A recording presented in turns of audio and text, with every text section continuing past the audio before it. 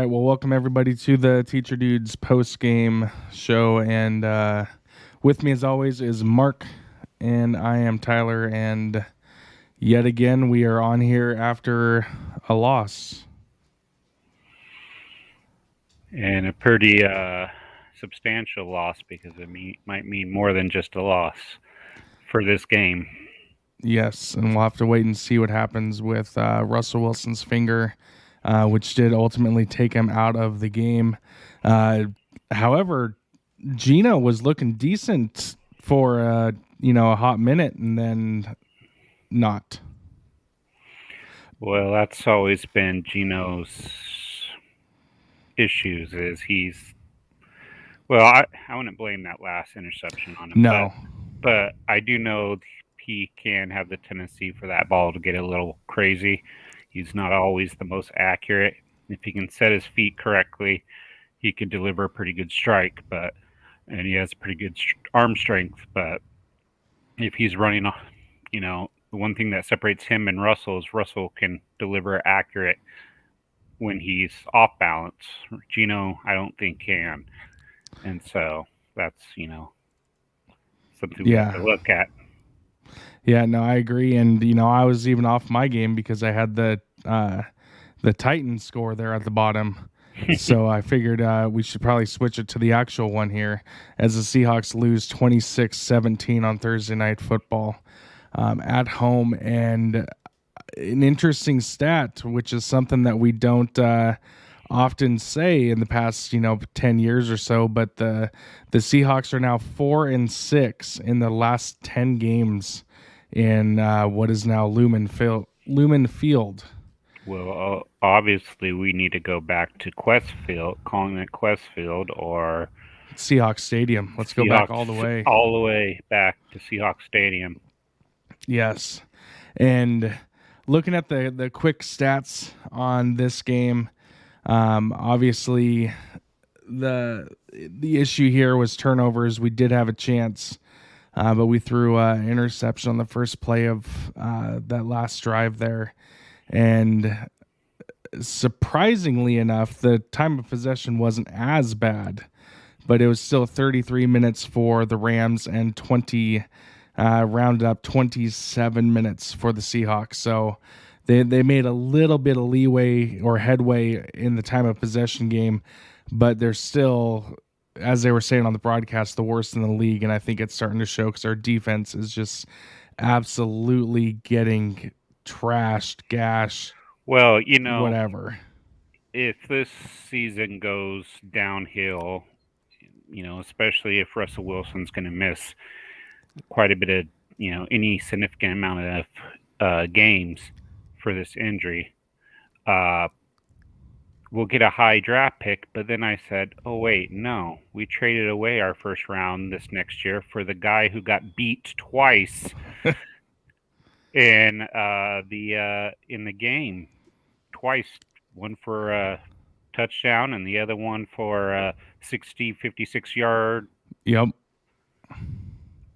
Oh, it's starting to make me really regret that trade. But of course, I can't regret it because I didn't make it. But right. But as a fan, you can. But as a fan, it's just been awful. It's like, sure, I'd rather here's my issue. The guy can't cover. He's awful in coverage. He's just awful. Yeah. Let's just absorb what we still have left and just put him up on the line and make him a linebacker. And because that's where back. He's good. Yeah. He's good at rushing, but he's not good in coverage, and it showed. Just put him on the line and just rush him off the edge, in that Leo position, and just forget about him in coverage because he's just trash back there, and I don't know how many times he was beat, and he was like yards off of his defender, not even close. Oh yeah, and here is one of those examples. This is the Higbee touchdown, which put the Rams up 16-7. Touchdown!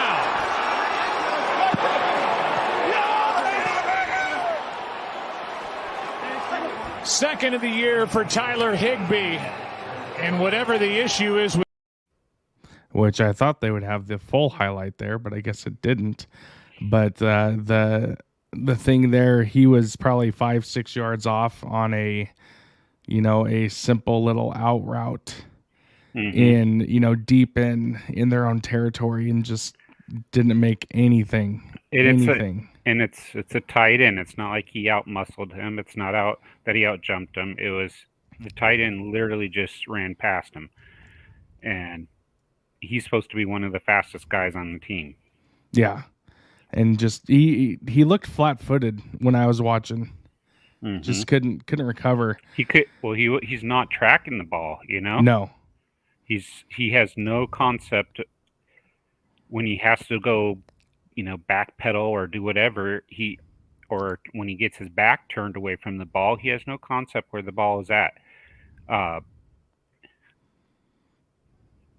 Like I said, when he had success last year, it was all, he was blitzing, and then he was helping out in the run defense. He's a downhill type of guy, but he's not a ball hawk at all. No, he doesn't. He doesn't intercept the ball. He doesn't play good coverage.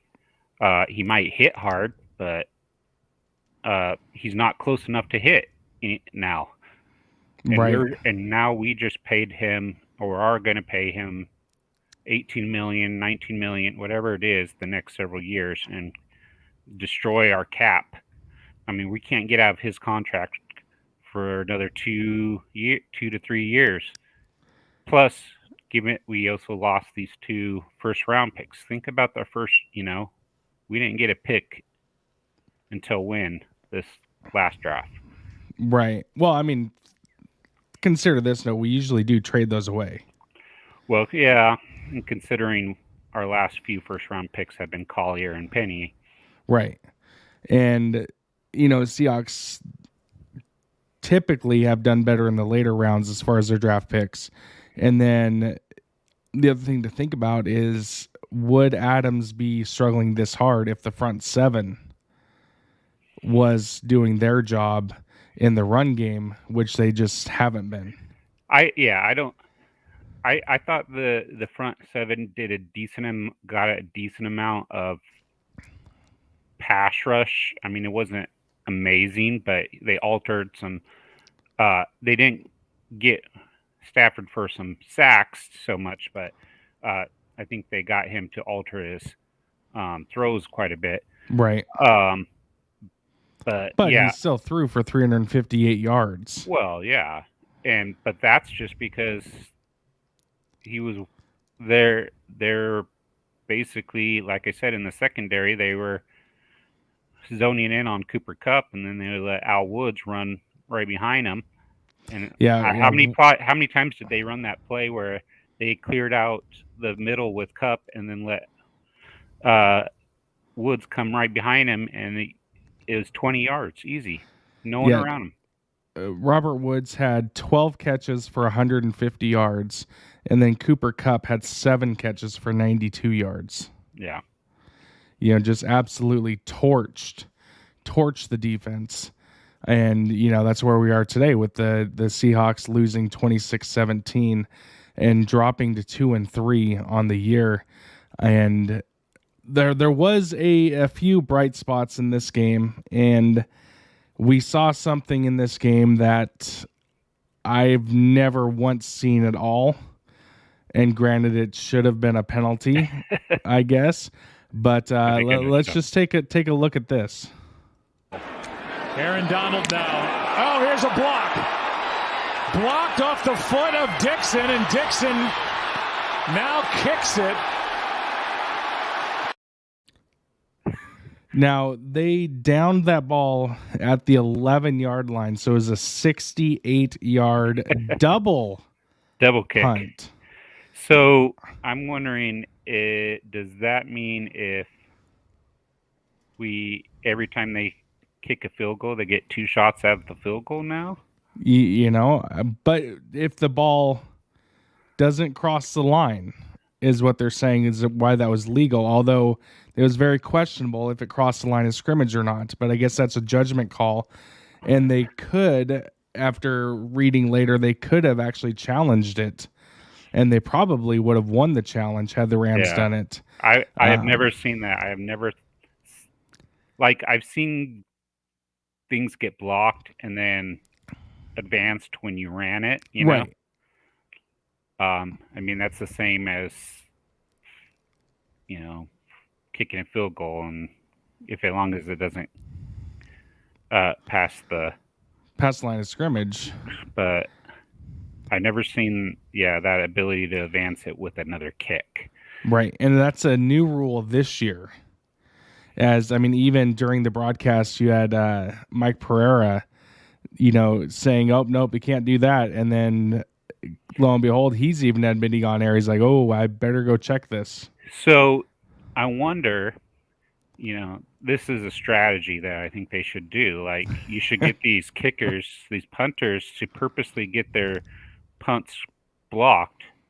Just what they should do is barely kick it right at the guy and then let it come. The guy's flying by, so he's not going to pay attention, and then recover it and then kick it a second time, because now your coverage team has had even more time to get down there.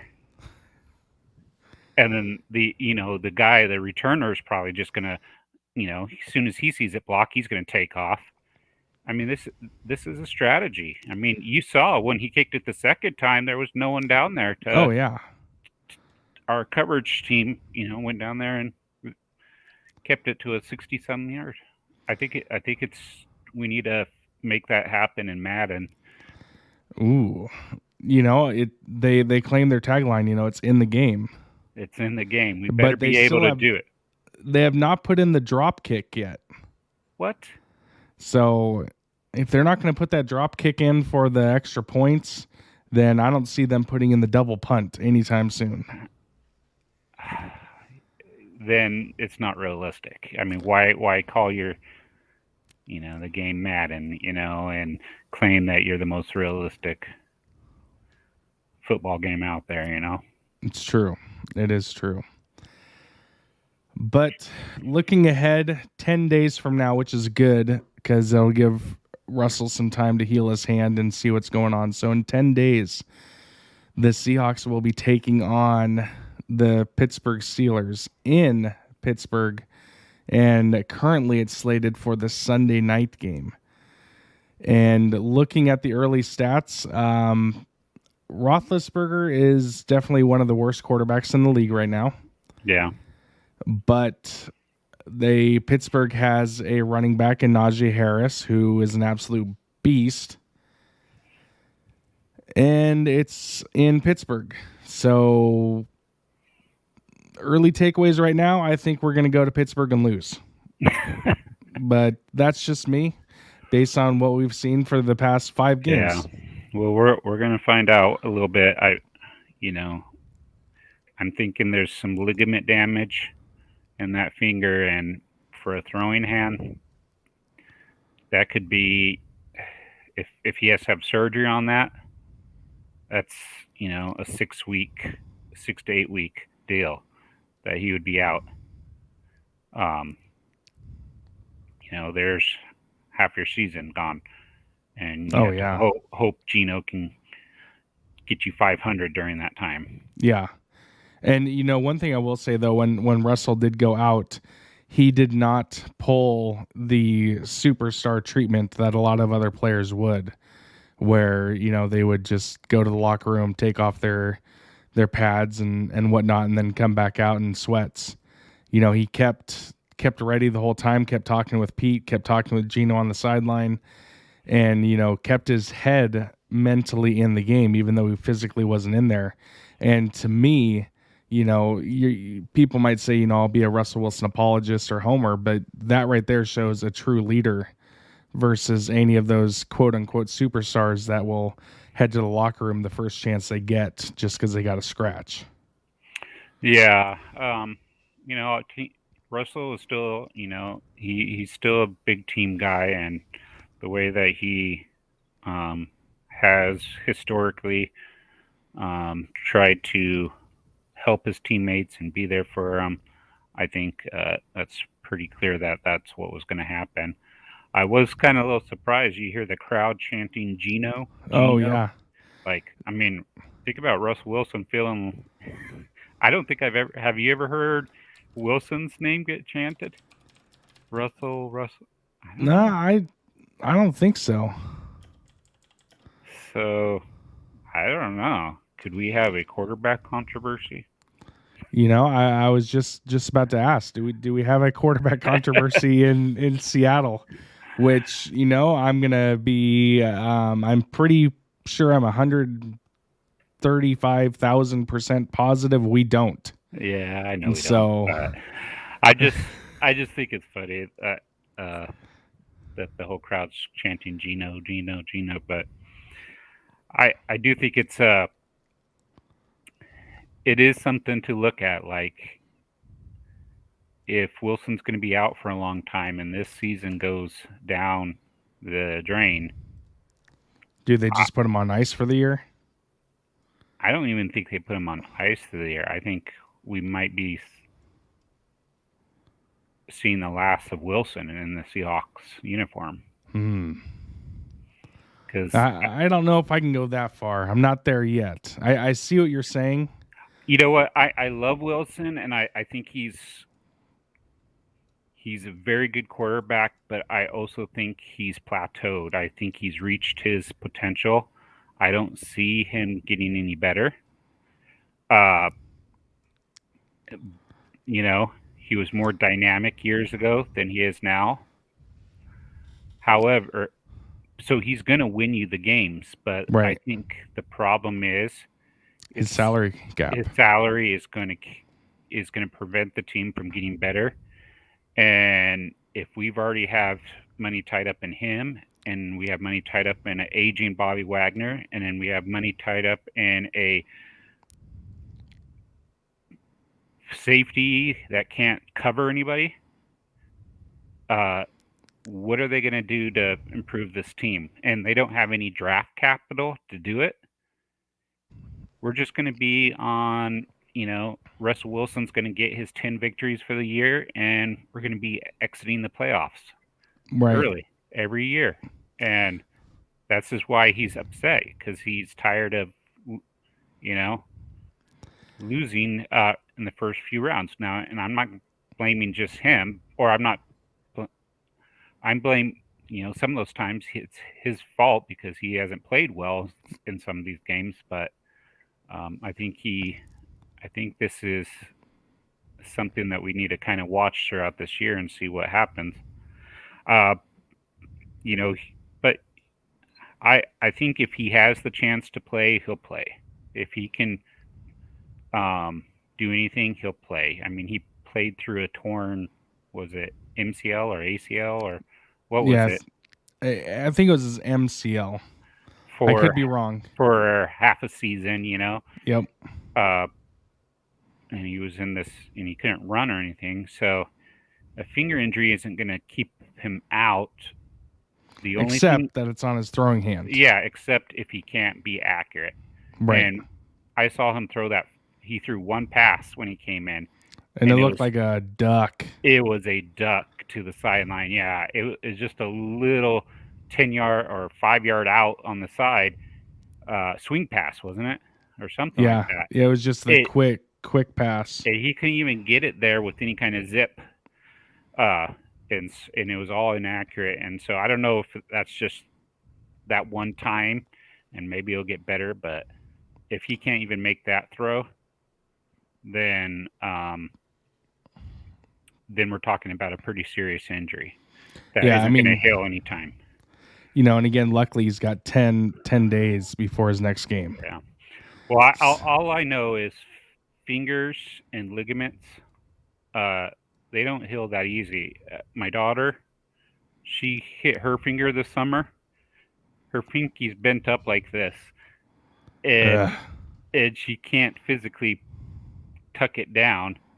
And we went to and it's a ligament injury, and we went to the the orthopedic, and they're like, "Oh yeah, I mean, we don't even know if we can get it to go back to normal, but if we try, it's going to be like a 6 to 8 week recovery." It's just brutal.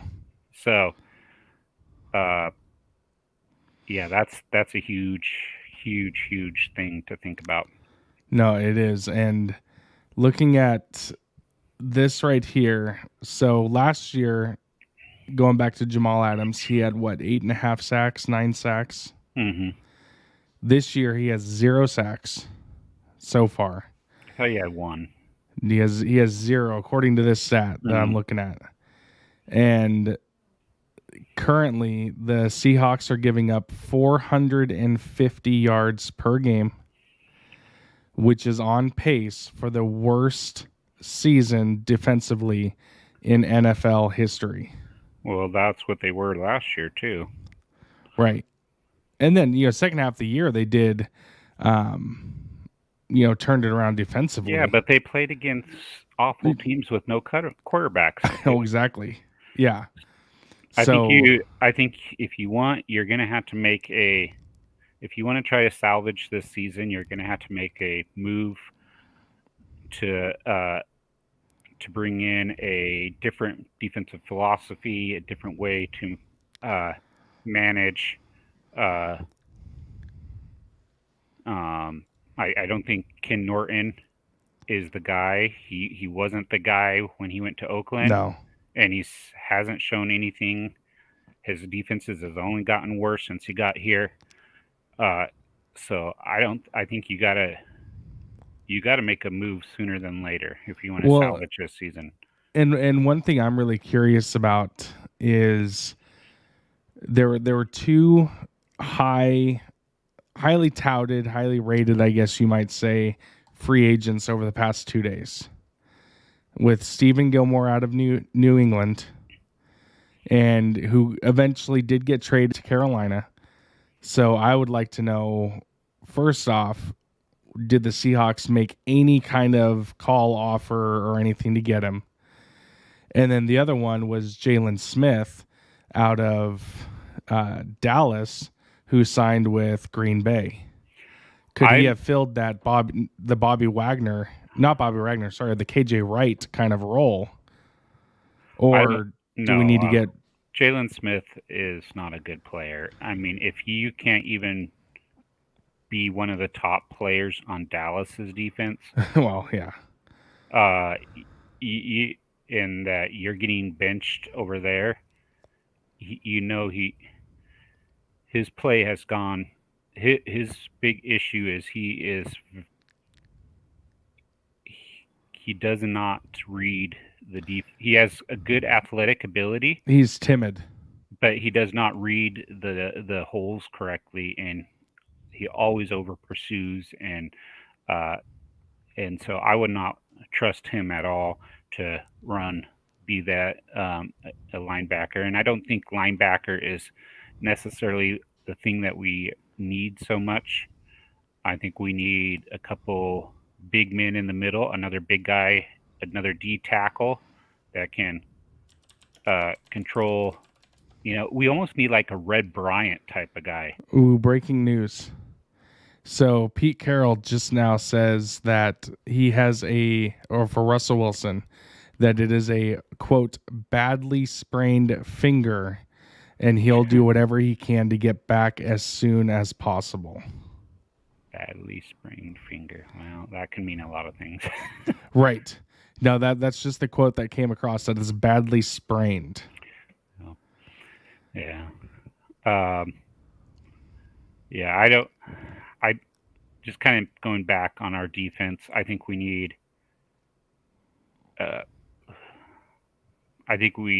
need to I think we need to start phasing out some of these, either get a new scheme that fits our personnel better. Honestly, I feel like we might even be better as a 3-4 defense than a 4-3 at this point, because I think we have a couple guys who could do that, like Darryl Taylor, and I think Alton Robinson could do that. and play, both of them have shown some nice promise, than trying to do a 4-3. I know you don't want to. I mean, that's a huge switch in the middle of a season, but Right. I think that our personnel matches up better with that. I don't know. I think Bobby's gotten slow on the edges. Yeah. He could still stuff a hole, and but his sideline to sideline speed is gone, and his coverage speed or his coverage ability is starting to lack too. And then defensively, I think some of the problems in our secondary, like I said, I would not have Jamal Adams out there in our secondary. I would have, bring in Keanu Neal. Where was he? Oh, Leon Neal, you mean? Or yeah, Leon Neal. Yeah. Where was he after that San Fran game? Was he playing? I was confused on that as well. But maybe I don't know. Maybe he was out there and I just didn't see it. But, yeah, he didn't. I don't think I heard his name called once. No. And you know what I'm going to harp on. You know what I'm going to say is the Seahawks are dead last in the league in time of possession. Well, I still think that's a huge. It's an underrated stat, but when you're playing from behind, as we've been, and then when our defense has been getting just demolished the way we have, we've got to figure something out. Even though I know the fans will like the quick strike, offense because it's fun, it's electric, but at some point, something's got to change there too. Yeah, well, I think the problem is we have not been able to run the ball effectively. Yeah. And so because we haven't been able to run the ball effectively, we've had some drives where it's been some three and outs, and that just kills your time of possession. And, it's hard to put together. It seems like if we are going to score, it's like we can go down and score a touchdown or we're a 3 and out. Right. There's not like there's no in between at all. There's no get a couple first downs and then punt it, Right. It's either you score quick and score big and get a touchdown, or it's a 3 and out. So I think that's something that is, we need to run the ball, and we need to be able, and we need to to, make it on third downs, and we're still stuck in that problem. We can't, it seems like when it's third down, we can't get it done. Yeah. No, I agree. Well, I do want to say thank you to everybody that's been tuning in, listening to us babble here for the past 29 minutes. It is fun as always. Mark, in the last 30 seconds, Seahawks have 10 days off. What is, besides the unknown of Russell Wilson, what is one thing that you feel the Seahawks can do to immediately make a difference going into Pittsburgh? They need to fire Ken Norton. You got 10 days to install a new defensive scheme, bring someone in. Usually you do that over like a bye week, but if you're going to make a change like that, but 10 days, that's good enough. Let's make a change there and see what we can do, see if we can change things, and then just hope that Russell Wilson's okay. And what I'm going to say is, we need to hit that trade market. Do something with Jamal Adams. If it's not a way to just trade him away to get some draft picks back and to clear the cap, something of that sort. But something's got to get done on that back half of the defense. So, but at least we're both in agreement that the defense needs fixed one way or another. Yeah, and I don't see anybody trading for Jamal Adams and his $18 million salary. No. Yeah, I don't see it. Maybe like a New England or something that has a 3-4 scheme where he can play a little linebacker. That's probably the only places I could see him. He has to be in a 3-4 scheme. Yeah. No, I agree. Play that hybrid role. I could see that. And as for this weekend, I have no games this weekend at all. Now that the Seahawks have played, and then the Huskies, they are off this week. It's their bye week, which talk about two frustrating teams from Seattle. And Boise State's going down to Provo to take on BYU. And I'm looking to see who your Cougs are taking on this weekend. Trying to think. Who is it? Let's see. Oregon? Was it Oregon? No, Oregon State. Oregon State. Yes, Oregon State. So it should be an interesting game for the Cougs. And as Husky fan, we'll just continue to drink away their sorrows. That is John Donovan, the offensive coordinator. And actually, that's my last thought of the night. It's funny because the Husky offense is as bad as the Seahawks defense. So get rid of both coordinators, and we'll see what happens. Yeah, maybe. Yeah, maybe we just flip a coin, and if Huskies win, we'll send you Waldron, and you send us Donovan, and we'll tank our season. But if it's on the other side, then you can send us your who's your defense coordinator? Gregory, but Jimmy Lake is the real mastermind. Jimmy Lake, he's the defense. You can send us Jimmy Lake, and we'll send Norton down there to do his. I don't know if I like either of those. Well, at least one of our. Well, I would prefer the Seahawks to be successful, obviously. Yes. Well, all right. Well, Mark, thanks for joining. As always, it's going to be a long 10 days without talking with you. But, thanks to everybody that's been tuning in. This has been the Teacher Dudes post-game report. Again, the Seahawks losing at home to the Rams 26-17. And we will see you all in 10 days. Yeah.